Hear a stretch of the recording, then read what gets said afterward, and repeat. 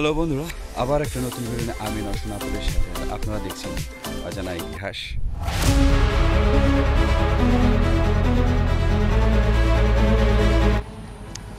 Hello বন্ধুরা, আমরা পাশে একটা মসজিদ গেছিলাম, সেই গায়েবী মসজিদ। পাশের লোকেরা বললো যে পাশে একটা শিব মন্দির আছে। আমার পিছনে দেখতে পাচ্ছেন এই সেই পুরাতন শিব মন্দির, পেং হাজারকি শিববাটির শিব মন্দির। এই যে মন্দিরের পুরোটা ভিডিও দেখতে পাচ্ছেন, এই সেই মন্দির। মন্দিরের পাশে একটা স্কুল আছে, সরকারি প্রাইমারি স্কুল, একটা খেলার মাঠ, পাশে একটা ঈদগাঁও মাঠ। মন্দিরটি প্রায়, শিব মন্দিরটা ঘুরে দেখে আসি।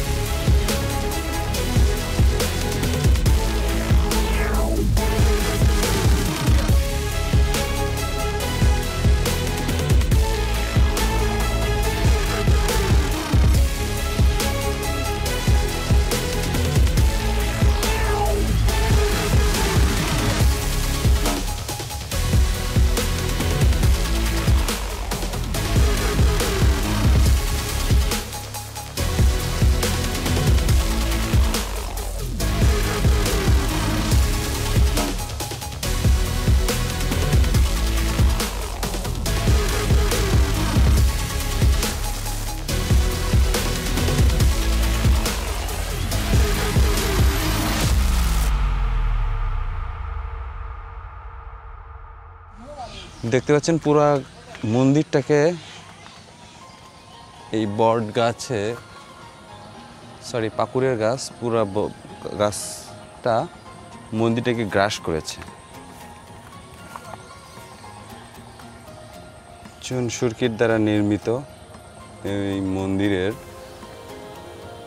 যে কোণার যে নকশাটা দেখতে পাচ্ছেন, ধীরে ধীরে গাছটা গ্রাস করে ফেলছে।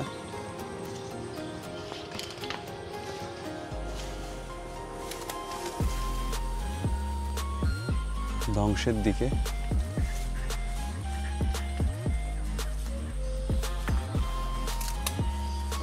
বিল্ডিং স্ট্রাকচারের এদিক দিয়ে আসলে বাতাস ভিতর থেকে যে নির্গত হওয়ার সেই জায়গাটা। নন্দীগ্রাম উপজেলার বুড়েল ইউনিয়নের পেং হাজারকি গ্রাম। বুড়েল ইউনিয়নের হাজারকি গ্রামে বটগাছের ঘেরানো মন্দিরটি শিববাটি মন্দির, যা 2 একর 26% জমির উঁচু ঢিবির উপর অবস্থিত। বর্তমান উঁচু ঢিবিটি বগুড়া জেলার পরিষদের অর্থায়নে ও বাস্তবায়নের মাধ্যমে উঁচু ঢিবিটি বাঁধানো হয়েছে। মন্দিরটি কিভাবে প্রতিষ্ঠিত বা এর নির্মাণ হয়েছিল তা এখনও সবার কাছে অজানা। স্থানীয়দের সাথে কথাবার্তা বলে জানা গিয়েছে যে মন্দিরটি প্রায় 300 কি তার বেশি হতে পারে, কিন্তু আমার কাছে মনে হয়েছে 400 বছর বা তার বেশি হতে পারে। স্থাপনাটির নির্মাণশৈলী ও ইতিহাস অনুযায়ী মন্দিরটি তার চেয়েও বেশি প্রাচীন হবে। মন্দিরটিতে হিন্দু সম্প্রদায়ের পদাবলী কীর্তন, শিবরাত্রি, শিবের মাথায় জল ঢালা হয়। সপ্তাহে প্রতি বৃহস্পতিবার হরিসভা ও প্রতিদিন সন্ধ্যায় প্রদীপ জ্বালিয়ে শ্রদ্ধা করেন।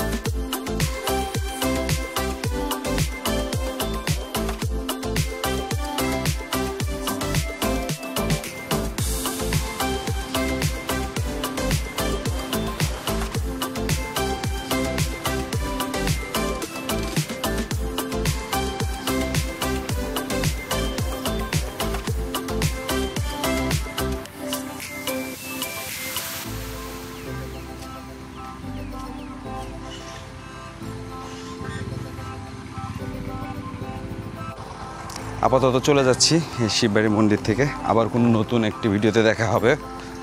ভালো থাকবেন, টাটা, বাই বাই। অবশ্যই সাবস্ক্রাইব করবেন।